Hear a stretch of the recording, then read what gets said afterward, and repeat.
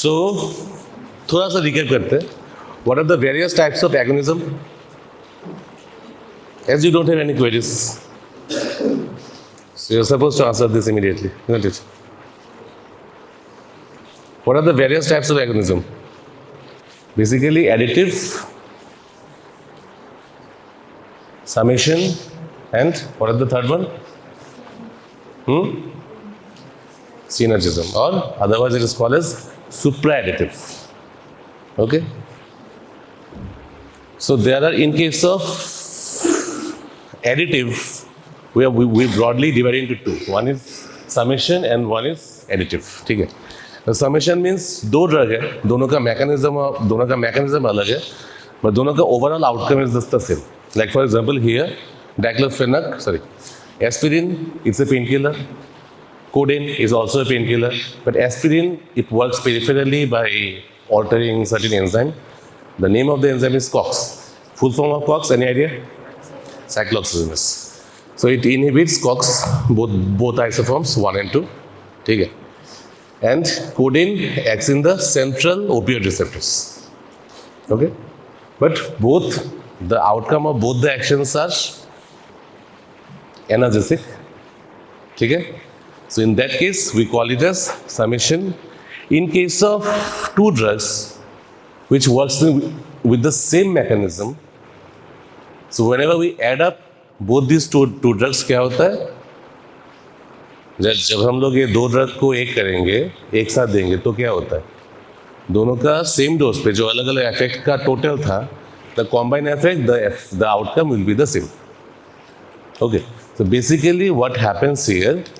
Whenever we are considering any drug combination, this part is important. Okay, whenever we are considering any drug combination, in that case, we should avoid this type of combination because देने का फायदा कुछ है नहीं. दोनों को अलग अलग ही दे सकते हैं. कॉम्बाइन करके पेशेंट का फालतू में पैसा खर्चा करने का मतलब कुछ है नहीं. Making the drug combination is a very important task. ठीक है. You have to calculate the overall efficacy, the overall outcome of the combination. ठीक है. And because of the outcome, हमको ये देखते हैं कि outcome profitable है कि नहीं. जैसे फॉर एग्जाम्पल ये हो गया डाइक्लोफेनाक और डाइक्लोफेनाक पैरासीटामोल, तुम अगर अलग से देते हो पेशेंट को, तब जो रिजल्ट मिलेगा एक साथ में देने से सेम ही रिजल्ट मिलेगा. But whenever the price of the combination is more compare to the different, अगर अलग से खरीदेगा, ठीक है, तो the price of the combination is more compare to if you buy those two drugs separately. ठीक है, तो देने का कोई मतलब बनता नहीं है. फायदा है इस पर supra-additive. What happens here? When two drugs work for the same achievement but with different mechanism. Example, any kind of antibiotic का combination ले लो. ठीक है, जैसे हमारे पास है, क्या एग्जाम्पल दिया था मैंने last time? It's a very common antibiotic, everybody used to have it. याद है? Did anyone make any notes for that? याद है किसी को क्या एग्जाम्पल दिया था? Flavum. What is the combination? Amoxicillin. ठीक है, नाउ इट्स ओके, अभी शुरू नहीं हुआ है, हो सकता है. Amoxicillin and clavulanic acid. Okay.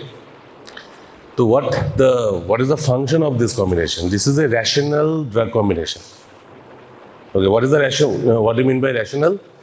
In short, this is a logical combination. उसमें हम लोग क्या देखते हैं कि पेशेंट जब दो ड्रग देंगे तो उसका कोई हार्मफुल इंटरेक्शन है कि नहीं, दोनों का फार्माकोकाइनेटिक सही है कि नहीं. ठीक है, मतलब suppose you are giving a drug which T half is 2 hours, with this combination you are giving a drug which T half is 70 hours. Pharmacokinetics मिलता है? No way. ठीक है, तो ऐसे कॉम्बिनेशन देने का कोई मतलब होता नहीं. तो here amoxicillin and clavulanic acid, the combination, the pharmacokinetics and its other properties are almost same. It does not cause any kind of harmful drug interaction to the person. While clavulanic acid protects the amoxicillin molecule from breaking up by which enzyme? Beta lactamase. ठीक है, clavulanic acid अपने आप से ये कोई antibiotic नहीं है, खाली दोगे तो कोई फायदा नहीं है. ठीक है, but with combination of beta lactam antibiotic जैसे एमोक्सिसिलिन हो गया, एम्पिसिलिन हो गया, पेनिसिलिन, तो एक्चुअली वो इंजेक्शन है, ठीक है. This are the example of beta lactamase antibiotics, ठीक है. तो if we combine this drug with beta lactamase groups of antibiotics, it protects the beta lactam ring from being broken up. इससे जो enzyme bacteria produce करते हैं to get for being resistant to that organism antibiotic, ठीक है. अभी हम लोग का एंटीबायोटिक का रेजिस्टेंस का कोई क्लास हुआ है या होने वाला है? एक होना चाहिए था. was any class taken for antibiotic? हुआ है कि नहीं हुआ है? नहीं, मैंने नहीं लिया है because this is in the routine one alignment class is there forgot the date, probably this Wednesday or something, ठीक है. Okay, so here another example is sulfamethoxazole trimethoprim. The combination name is quatremoxazole and another one is levodopa plus carbidopa. क्या function है यहाँ पे carbidopa का? I said that better absorption. How? It is a peripheral decarboxylase inhibitor. तो levodopa जो periphery में break down होके combine to dopamine, वो चीज़ नहीं होने वाली है. वो होगा ब्रेन पे जाकर होगा because carbidopa can not cross blood brain barriers, वही लीवोडोपा डस. कहाँ पे यूज़ करते हैं हम लोग लीवोडोपा कार्बिडोपा को? पार्किंसंस डिजीज, ठीक है. तो this is synergism where one the combined effect is far more compared to when we give those two drugs separately. फिर आ गया हमारा these are the some examples, देखते हैं ना KDT में है. Antagonism, one is chemical antagonism, what was that? Heparin protamine, the selecting agent. Physiological, where directly two drugs causes different physiological outcome, but working on the different sites or receptors. For example, histamine, which causes vasodilation, adrenaline or norepinephrine, which causes vasoconstriction. So अगर हम लोग combination में देंगे तो they all will counteract each other. ठीक है, this is an antagonism, मतलब they oppose each others action. Important है ये रिसेप्टिव मेडिटेट. तो pharmacokinetics also is there. Example, give an example of pharmacokinetic. तो all has been discussed yesterday. उस दिन तो बोल रहे थे सही से. आज क्या हो गया? सैटरडे को तो सही से बोल रहे थे. नहीं, अजीब चीज़ है, बिना पढ़ाए बोल देते हो तो पढ़ाने का कोई फायदा नहीं है. प्रॉब्लम होती है, पढ़ाने से पहले बोल देते हो, अब जब पढ़ा लिया तब नहीं आता. ये अजीब है.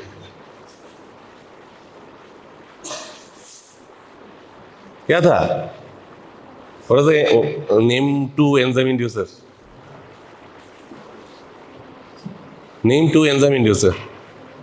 Rifampicin, okay. Sorry? Phenytoin, okay. Many more are there. Ritonavir, these are antiviral drugs. Phenobarbital, these are also an important drug. ठीक है. Okay. So होता क्या है कि one drug alters the pharmacokinetic property by inducing something or by inhibiting something. As a result of that, जो drug हम लोग दे रहे हैं जिसके साथ इंटरेक्शन हो रहा है उसका T-half या pharmacokinetic behavior it changes. ठीक है. So to prevent that, we should counsel the patient. Like for example, if any TB patient or any patient who is taking OCP, अगर TB डायग्नोस हो गया पेशेंट को, तो TB regiment में एक drug होता है जिसका नाम है राइफाम्पिसिन और rifampin. This is a very important enzyme inducer. Clear? You can note this name, rifampicin. ठीक है, is a very important enzyme inducer.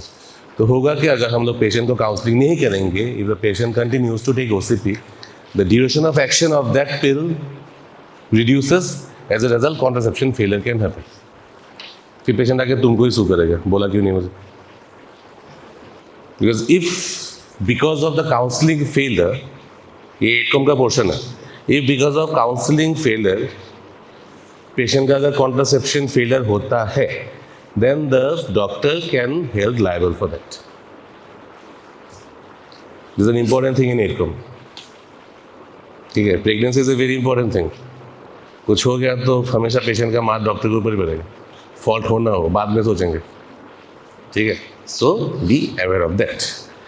यहाँ पे एक एग्जांपल दिया है, warfarin in the presence of phenobarbitone if metabolism increase, so patient therapeutic failure can happen because the overall duration of action is hampered। ज़्यादा नहीं दे सकते बिकॉज वारफेरिन का therapeutic range बहुत कम है।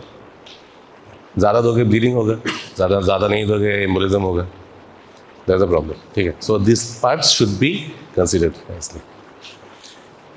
Now this is the important thing, receptor mediated।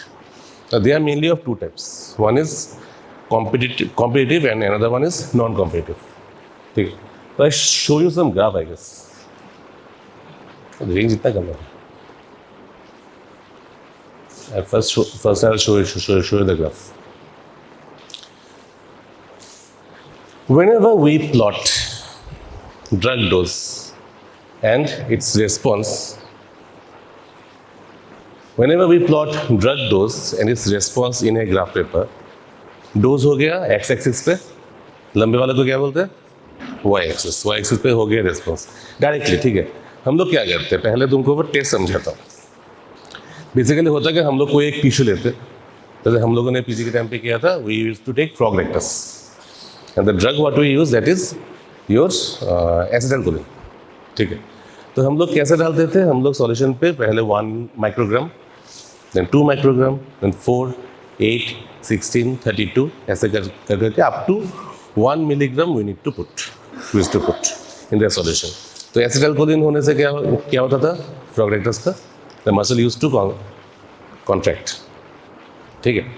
तो as a result वो muscle we use to tie by using a thread with a lever ज़्यादा था काइमोग्राफ या स्मोक ड्रम पे, वहाँ पे निकलता था ग्राफ। वो ग्राफ कैसा निकलता था देखा था।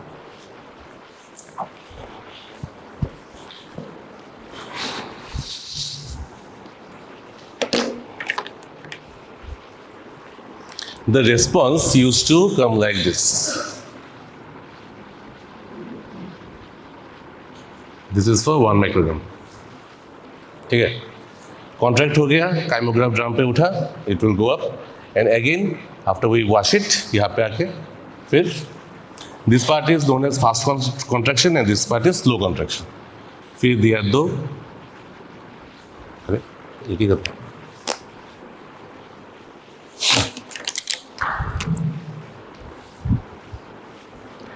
then we used to give 2 same, 4 same, 8, 16, 32, 64 like that, 2 microgram, 4, 8,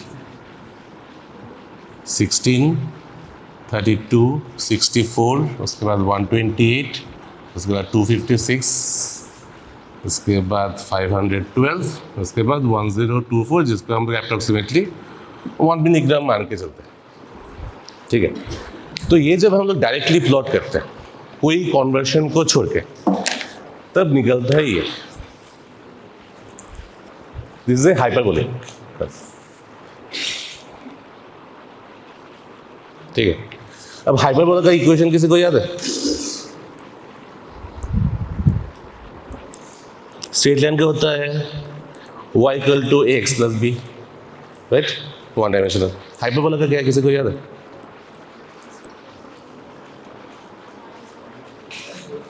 LHS पे हमेशा y होता है, y equal to something,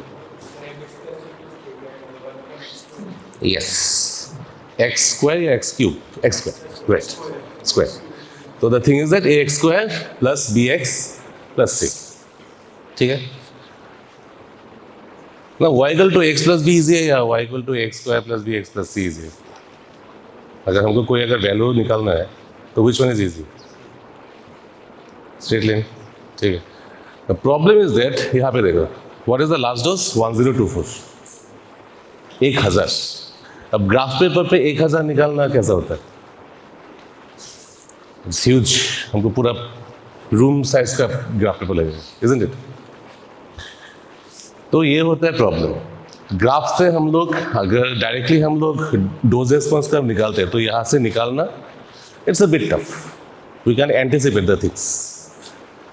same चीज़ अगर हम लोग ड्रग का जो डोज है उसको हम लोग अगर 10 का लॉगरिथमिक पे कन्वर्ट कर लेते हैं तो 1 का लॉगरिथमिक कितना होता है? 1 का लॉगरिथमिक कितना होता है? 0। हर चीज़ का पावर 0 में से तो 1 होगा, 10 to the power 0 equal to 1। ठीक है, तो in that graph paper when we use to take this one, this is known as log dose response curve, log DRC।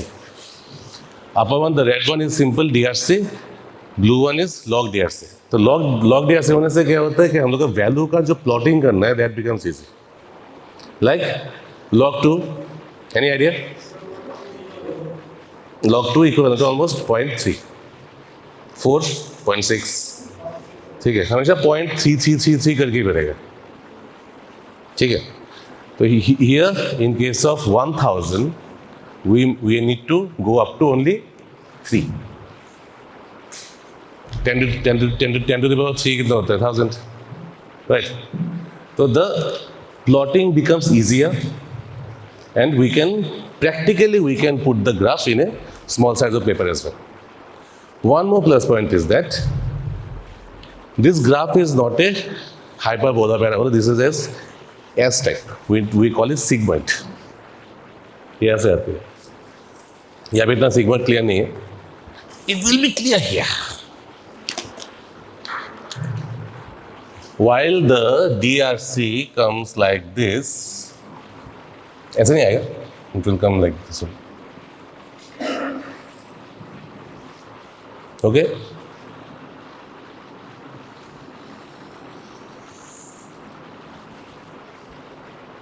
This is a sigmoid shape, sigmoid और S shape curve। अब S shape curve होने से क्या होता है, ये जो portion है it becomes almost straight, it becomes almost straight। अब what is the significance of this portion? Can anyone guess?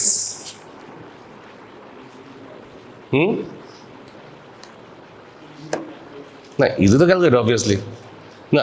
ये पोर्शन का इंपॉर्टेंस क्या है? Why I am focusing this state portion, the middle portion, precisely 25% response to 75% of the response।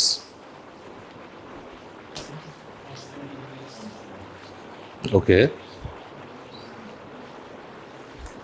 बीच में क्या हो सकता है?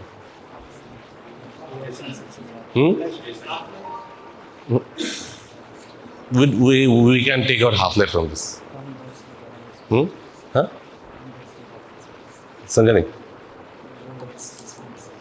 हाँ, यस, आसपास हो, लो डोज हाई डोज क्या हो सकता है? लो डोज हाई डोज क्या हो सकता है? कम ऑन, सोचो।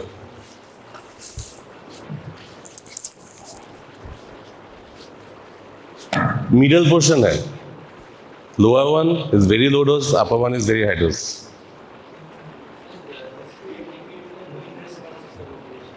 Exactly, mean response of the population or the response where we are targeting its therapeutic range। सही है, ठीक है। तो this portion is known as the therapeutic range। therapeutic range कौन सा होगा? It's not this। therapeutic range is not this। What is therapeutic range? This is the dose of the drug, right? ठीक है, तो हम लोग क्या करेंगे, हम लोग यहाँ से एक स्ट्रेट लाइन निकालेंगे, ये आ गया यहाँ पे, ओके। देन यहाँ से एक स्ट्रेट लाइन निकालेंगे, ये आ गया यहाँ पे। तो from this to this portion is the therapeutic range. ऊपर में चला गया तो टॉक्सिसिटी, नीचे चला गया तो सब थेरापेटिक डोज। ठीक है, तो this portion is the therapeutic range. Now what we can take out from this graph on this therapeutic range topic. Suppose the graph is not like this, this is more steeper। क्या होगा? ये portion छोटा है बड़ा। If the graph is steeper, then what will be the therapeutic range? More or less? Less. जितना steeper ये log DRC होगा, that portion, that drug has the less therapeutic range. ये चीज़ हम लोग इस हाइपरबोला से नहीं बोल सकते.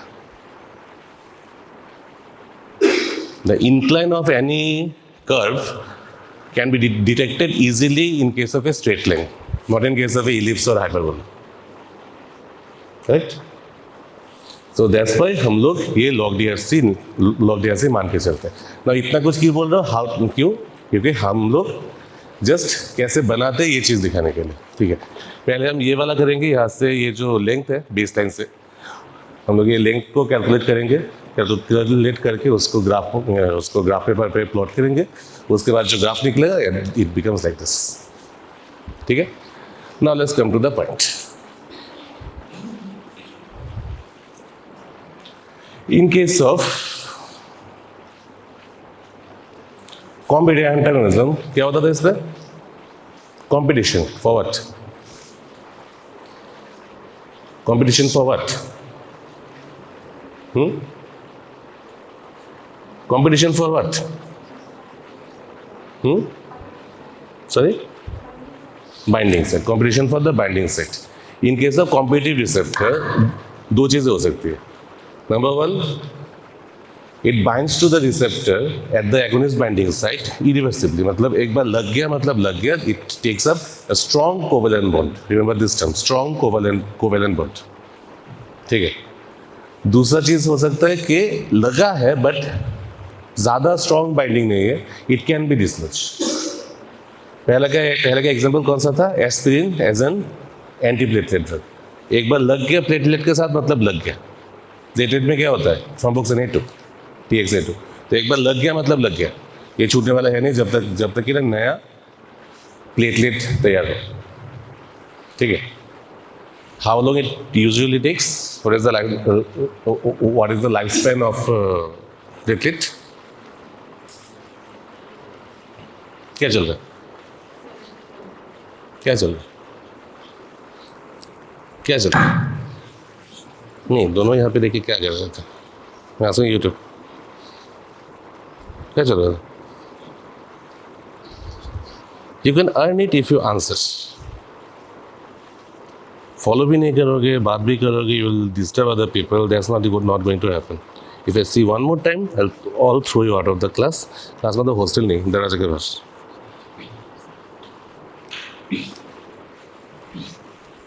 हाँ, तो how long it takes? What is the life span of platelet? What is the life span of platelet?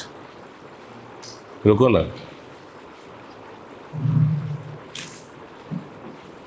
It should be taught in the first year, right? कितना?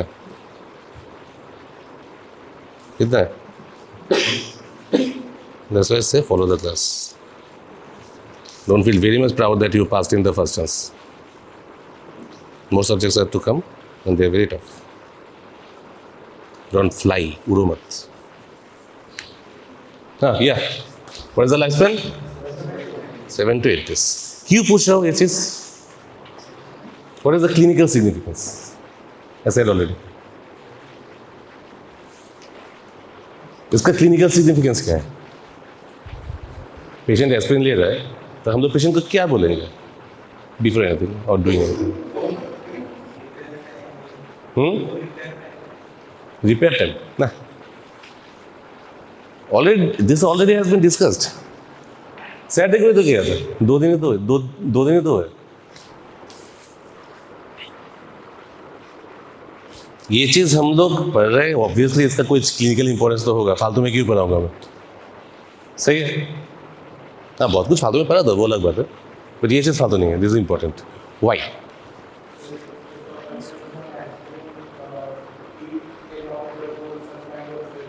Exactly. New platelet won't form before 7 to 8 days. हम लोग 7 दिन मान के चलते. तो पूरा pool अगर रिफ्रेश होने में 5 to 7 days लगते हैं. तो प्लेटलेट तो रेगुलर ब्रेकडाउन हो रहा है, राइट? ठीक है. तो रेगुलर ब्रेकडाउन होगा, कुछ निकलेगा, तो सब लोग होके अप्रोक्सीमेटली वी टेक के अराउंड 5 to 7 days लगते हैं. To be on the safer side we take the maximum range. Suppose कोई पेशेंट तुम्हारे पास आया जो एस्पिरिन ले रहा है, उसके ऊपर तुमने कुछ ऑपरेशन कर दिया, सिंपल सा ऑपरेशन मान के चलो, इट्स नॉट लाइक दैट कि मेजर ऑपरेशन चाहिए। ऑब्वियसली अगर इमरजेंसी है तो वो अलग बात है, that time you can tell the patient to wait. Patient यहाँ पे अपेंडिक्स उसका फट रहा है तो तुम पेशेंट को बोलोगे नहीं आप 7 दिन के बाद हो, तब तक पेन सहन कर लो, वो 2 दिन के बाद मरने वाला patient. It's not like that. In case of any elective surgery where you can wait और it's already planned, you can ask the patient कि आप एस्पिरिन ख़त्म करो, 7 दिन के बाद हम आपको ऑपरेशन करेंगे। क्यों? Because if you do it before 7 days there is a high chance of bleeding. Bleeding होगा ही होगा, and this has happened in front of my eyes. ठीक है, ओटी में पेशेंट को ठीक ठाक काउंसलिंग नहीं किया गया था ड्यूरिंग माई इंटर्नशिप। ठीक है, तो दिस कैन बी कैटास्ट्रॉफिक। तो again re exploration may need to be done, समझे? So always you should make this thing in mind. अगर माइनर ओटी का भी प्लान है, जैसे सिस्ट हो गया या कुछ ये एब्सेस वगैरह हो गया, every time you should ask the patient to stop aspirin or whether you are taking aspirin or not. ये सवाल सबसे पहले होना चाहिए। Clear? Okay. Now, this is a irreversible competitive antagonism. Another one is reversible competitive antagonism. Example is this, atropine. ठीक। Then आगे हमारा non-competitive. Now what happens here in case of competitive antagonism, if we increase the dose of the drug, dislodgement possible है। Okay, dislodgement possible है। तो हम लोग with increasing dose we can remove the drug from the binding site, तो action वापस से आ सकता है। Irreversible में practically impossible है, या बहुत हाई डोज चाहिए, इतना हम लोग दे नहीं सकते। ओके, नॉन कॉम्पिटिटिव पे ये चीज़ नहीं होने वाली, because what happens here in non-competitive? In non-competitive what happens? In non-competitive the antagonist binds to another site, तो हम लोग मैक्सिमम इफेक्ट कभी भी नहीं ले सकते। तो two terms Vmax and Km, ठीक है, Vmax will same in competitive, it will decrease in non-competitive, Km remains same in non-competitive and it increase in competitive antagonism. Now ये है ग्राफ। क्या है ग्राफ? तुम लोग अगर पढ़ते तो ये मेरा 40 मिनट सेव हो जाता। इन कॉम्पिटिटिव एंटागोनिज्म सिंपल सा एक वर्ड याद रख लो या लिख लो, rightward shift, parallel rightward shift of the log D से। कैसे? ये है नॉर्मल विदाउट एंटागोनिस्ट, तो रिस्पॉन्स यहाँ से शुरू हो गया, जाते जाते पीक पे पहुँच गया। चलो ठीक है, एक मिल गया। अगर हम लोग लो कॉन्सेंट्रेशन पे एंटागोनिस्ट यूज़ करते हैं, ठीक है, तो यहाँ पे क्या होगा, इनिशियल रिस्पॉन्स आएगा थोड़ी देर के बाद, बट आएगा, और जब आएगा the pattern will be same, just 1 या 2 dose it will B shift towards that side. ठीक है, तो ये चला गया इस तरफ से, but level will be same, because जैसे कोई भी टिश्यू पे तो रिसेप्टर एक तो नहीं होता है, multiple there, so numerous receptors are there. ठीक है, तो कुछ रिसेप्टर तो काम करेगा, though the number is different but something will work, right? So that something के लिए रिस्पॉन्स मिलेगा इनिशियली। जितना भी डोज बढ़ाएंगे एंटागोनिस्ट हटता रहेगा टिश्यू से। ठीक है, जितना डोज बढ़ाएंगे एंटागोनिस्ट हटता रहेगा टिश्यू से, उतना रिस्पॉन्स बढ़ता रहेगा। This one is for reversible competitive antagonism. ठीक है, दिस वन अगर हम लोग डोज और बढ़ाएंगे तो क्या होगा, और shift, but will get the maximum response. So this is क्या, दिस इज Vmax।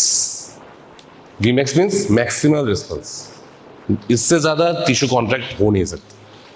तो here theoretically all the receptors have been already worked. Km कौन सा है? मान के चलते हैं this is half of the maximum response, इतने तो होना चाहिए ना, तो ये जिस डोज पे आएगा दैट इज द Km। तो इस ग्राफ के लिए Km है यहाँ पे, इसके लिए यहाँ पे, इसके लिए यहाँ पे। सो Km increases while Vmax remains the same। अब नॉन कॉम्पिटिटिव पे क्या होगा, लाल वाला है तुम्हारा विदाउट एंटागोनिस्ट। ठीक है, अब कॉम्पिटिटिव नॉन कॉम्पिटिटिव एंटागोनिज्म जब तुम दोगे किसी टिश्यू में, वो तो लगेगा जाके दूसरे साइड पे।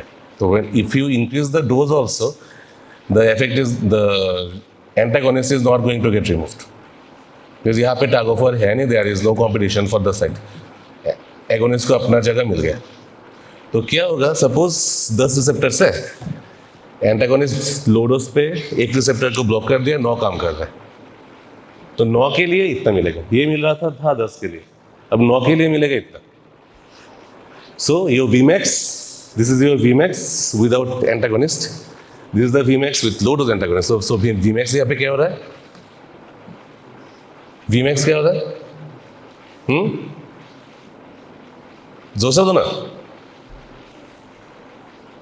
क्या हो रहा है यहाँ पे, इंक्रीज या डिक्रीज, डिक्रीज। तो ये इतना दिखाई दे रहा है, इतना बोलने में इतना टाइम थोड़ी ना लगता है। If you increase the concentration more, 10 में से 6 रिसेप्टर हो गया ब्लॉक, 4 है फ्री, 4 के लिए इतना ही रेस्पॉन्स मिलेगा, 4 में इतना ही मिलेगा, ठीक है, इतने में इतना ही मिलेगा। But in this case 50% response always comes at the same place. So Km remains same because 50% कितना है, 5 तो खाली है, 5 के लिए तो जितना रेस्पॉन्स मिलना था उतना तो मिल ही गया, ठीक है। So this is in this non competitive, Km remains same, Vmax क्या होता है, डिक्रीज। क्लियर, मिक्सअप मत करना, बस ये 2 ग्राफ याद रख लो, थिंग्स विल बी क्लियर। एक और चीज होती है स्पेयर रिसेप्टर्स। अभी मैंने क्या बोला, 10 रिसेप्टर है, 10 में से 10 ही काम करेगा तब ये मिलेगा। This is actually theoretically, if 100% receptor works then will get the maximum response, but practical life पे सारे रिसेप्टर कभी काम करते नहीं है, कुछ स्पेयर होता है। वाई स्पेयर, सपोज कोई भी कंडीशन में अगर कुछ प्रॉब्लम हो गया, सम रिसेप्टर हैज बीन डैमेज्ड, तब वो स्पेयर रिसेप्टर काम में आएगा। अब जिसका जितना ज़्यादा स्पेयर रिसेप्टर होगा उतना टॉलरेंस ज़्यादा होगा, मतलब थोड़ा सा डिफेक्ट होने के बाद भी the body can make out, because उसके पास रिजर्व है। जैसे तुम्हारे पॉकेट पर भी 10 रुपये, बैंक अकाउंट पे 1 लाख रुपए, तुमने मान लिया कि जब तक मेरा 10 रुपये ख़त्म नहीं होता है कि मैं वो 1 लाख रुपए टच भी नहीं करने वाला, ठीक है। तो this spare receptor is that bank account का पैसा, ओके। तो वो जिसके पास जितना ज़्यादा बैंक अकाउंट का बैलेंस रहेगा उसका ज़िंदगी उतना आराम से जाने वाला है, राइट। तब किसी के पास 1 लाख है, किसी के पास 100 रुपये, फ्यूचर किसका अच्छा है, 1 लाख वाले का या 100 रुपये वाले का? क्या पहले ही बोल दिया, कॉम्प्लिकेटेड मत सोचो, फालतू में चीज़ों को कॉम्प्लिकेट बना रहो। किसका ज़िंदगी आसान है? ऑब्वियसली। तो ये इसके लिए इतना सोचना पड़ता है क्या सोच रहे थे, इनकम टैक्स सोच रहे थे या ईडी का रेट सोच रहे थे, क्या सोच रहे थे? Black money, 1 lakh black money, income tax पकड़ेगा भी नहीं। ये लोग 10-20 करोड़ के नीचे ये सोचते भी नहीं है, इनके पास बहुत कम। तो this your bank balance is the spare receptor and this is the bank balance of a cell to mediate its action. What is spare receptor? तो स्पेयर रिसेप्टर और रिसेप्टर रिजर्व, हाँ जी, ये तो बैटरी बंद होता या तो सामने लगे, okay. So the maximal effect it occurs when less than 100% of the receptors are active. Rest जितना डोरमेंट होकर बैठा है, they are known as spare receptors. Now spare receptors and examples are there. Insulin receptors. So body पे जितने insulin receptors है उसका 90% spare receptor है. Okay. So that's why we see that diabetes suddenly develop होता नहीं, वो धीरे धीरे क्यों? Mainly there are 2 types of diabetes, type 1, type 2. Okay, type 1 को भूल जाओ, type 2 mainly होता है कि इंसुलिन का जो रिसेप्टर्स है they are resistant to the insulin action. अब जैसे हमारे पास बहुत सारे रिजर्व रिसेप्टर्स हैं, 90% is the reserve receptor, so body can compensate. Suppose body में 100 रिसेप्टर्स है, उसमें से 10 काम कर रहा है, 10 में से 2 हो गया रेजिस्टेंट, तो 8 नहीं काम करेगा, वो बाकी जो 90 उसमें से 2 रिसेप्टर आ जाएगा फील्ड पे, so they can manage, okay.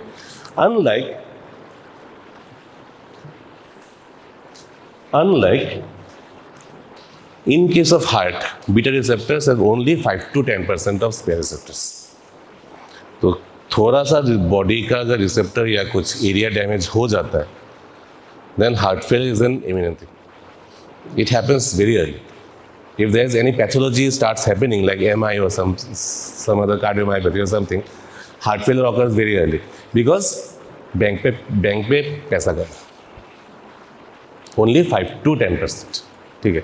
So the many the spare receptors are there, the body can compensate or the body is resistant to the disease itself. Clear? Then denervation, super sensitivity. Phantom limb याद है किसी को? क्या ये चीज? Yes. If suppose some limb is amputated, तो body का feeling होती है कि यहाँ पे ऑलरेडी है. You will, unconsciously you can touch the things or something, but actually है नहीं है. Similarly रिसेप्टर में भी है. सपोज कहीं पे नर्व का इंजरी हो गया, तो in that area nerve takes time to heal. It's a complicated process. ठीक है.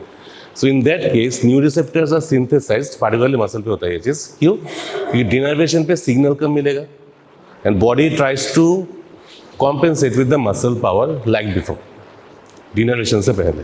ठीक है. तो in that case new receptors are synthesised and all along the surface of that muscle fibre. ठीक है. तो वो रिसेप्टर स्प्रेड आउट होता रहेगा.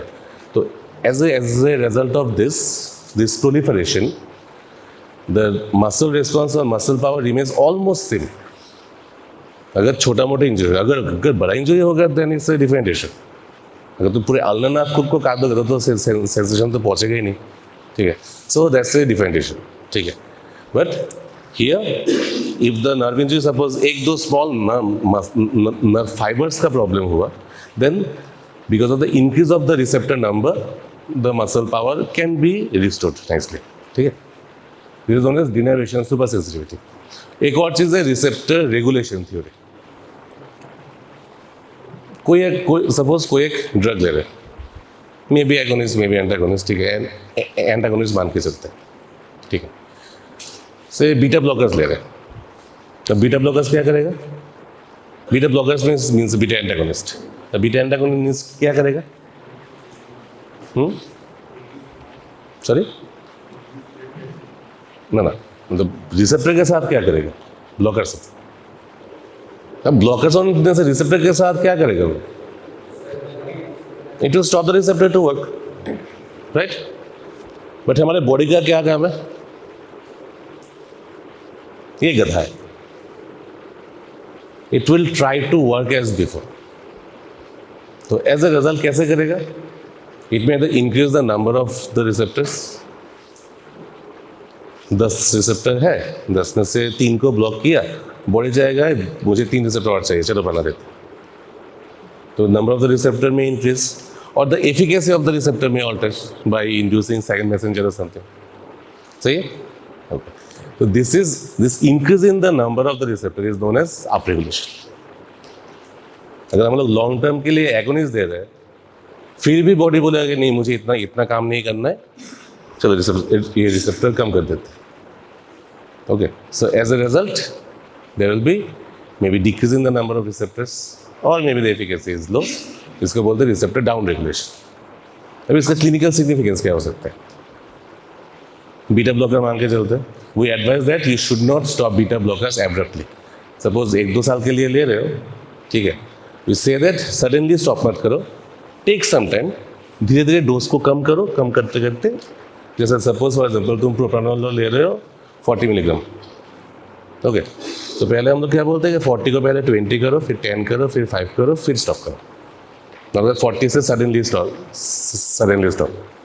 Same thing we do for the steroids also, but for the steroids the mechanism is different. This actually hormonal imbalance. ठीक है.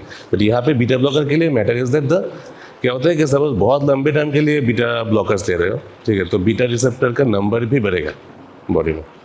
तो ऐसा सडनली अगर तुम स्टॉप कर दोगे तो ब्लॉकर खत्म, body is free. There will be severe adrenergic symptoms, जैसे सडन एरिथमिया हो गया, हार्ट रेट सडनली बढ़ जाएगा, तो heart can not compensate. As a result there is arrhythmia, there may be cardiac failure as well. Beta blocker का काम क्या होता है? हार्ट रेट को कम करना. What is the function of the sympathetic system? It increases the heart rate, right? So blockers, it will decrease the heart rate. ठीक है. So as a result of that suddenly if you stop suddenly there will be sudden part of the activity. ठीक है. तो इसके result से बहुत harmful effect हो सकता है. That's why we tell tapering of the dose. Same thing is here. दूसरा नंबर है clonidine. Then chronic use of propranolol upregulates adrenergic receptors. Second thing is this is the down regulation. अब down regulation long term के लिए भी नहीं हो सकता है. सपोज बहुत हाई डोज दे दिया. This actually happens in case of experiments in life. In living thing we don't do it usually. ठीक है. तो यहाँ पे एग्जाम्पल दिया. दिस इज रिस्पॉन्स जो मैंने यहाँ पे दिखा था. यूजुअली वो निकलता है ऐसा. ठीक है. तो पहले हम लोग क्या किए. हम लोग पहले किए 1 माइक्रोग्राम का एसिटाइलकोलिन डोज दिया. उसके लिए एक रिस्पॉन्स निकला दिस मच. ठीक है. अब थोड़ा सा टिश्यू को रेस दिया, वॉश आउट किया. इसके बाद कितना दिया हम लोगों ने 100 microgram. This is 10 times of the usual dose. देखो बहुत high response. But as we have suddenly given high dose, कुछ रिसेप्टर के नंबर एंड प्रॉपर्टी ऑल्टर्स. क्या ऑल्टर होगा. It may be internalization. मतलब रिसेप्टर कहाँ पे होता है यूजुअली. ठीक है. सरफेस और सेल मेम्ब्रेन. ठीक है. तो some receptors as the cell senses that बहुत एगोनिस्ट है मेरे पास और बहुत ट्रांसमीटर है मेरे पास. इतना रिसेप्टर जरूरी नहीं है, खींच के ले ले अंदर. This is known as receptor internalization. Second thing masking. बाहर पे है but there are certain structural changes. वो रिसेप्टर बाहर पे रहते हुए भी काम नहीं कर पाएगा because the receptor the agonist binding site ये हो गया ऑल्टर. बाइंडिंग साइट ऑल्टर होने से लगेगा कहाँ पे आके. तो this is known as masking. ठीक है. और देयर इज डिक्रीज सिंथेसिस और increase destruction of receptors. Now in cell membrane is a dynamic structure. यहाँ पे कुछ भी इमॉर्टल नहीं है. It creates, it destroys, it create, it destroys. ठीक है. तो ये होता है when we give a long term drug, when we give a long term agonist. ठीक है. तो इंटरनलाइजेशन होगा. तो एज अ रिजल्ट ये 3 चीज़ों के लिए क्या हो सकता है. यहाँ पे actually this 2 things will be act as is an acute thing. Okay. तो 100 माइक्रोग्राम के डोज के बाद अगर हम लोग इमीडिएटली जस्ट एक बार वॉश करके इमीडिएटली अगर हम लोग 1 माइक्रोग्राम या लोअर कुछ डोज देते हैं. Okay. So as a result the response is less compare to the previous response because some receptors becomes inactive. The entire process is known as receptor down regulation. अब 5 minute रख दो, 3-4 बार wash कर लो tissue को. करने के बाद जब तुम 1 मिलीग्राम दोगे then the effect will be same as before. तो तब तक क्या होता है कि रिसेप्टर जो था जगह पे आ गया. अगर सिंथेसाइज होना होता तो वो ऑटोमेटिकली हो गया. ठीक है. So this 2 things are important. एक चीज़ मैंने यहाँ पे नहीं पढ़ा है. Two state receptor theory that will be taught in your practical classes. एक प्रैक्टिकल होगा चार्ट्स को लेकर.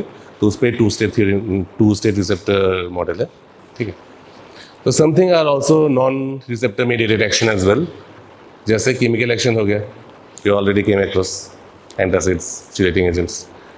Physical action like astringents, सुक्राल्फेट्स.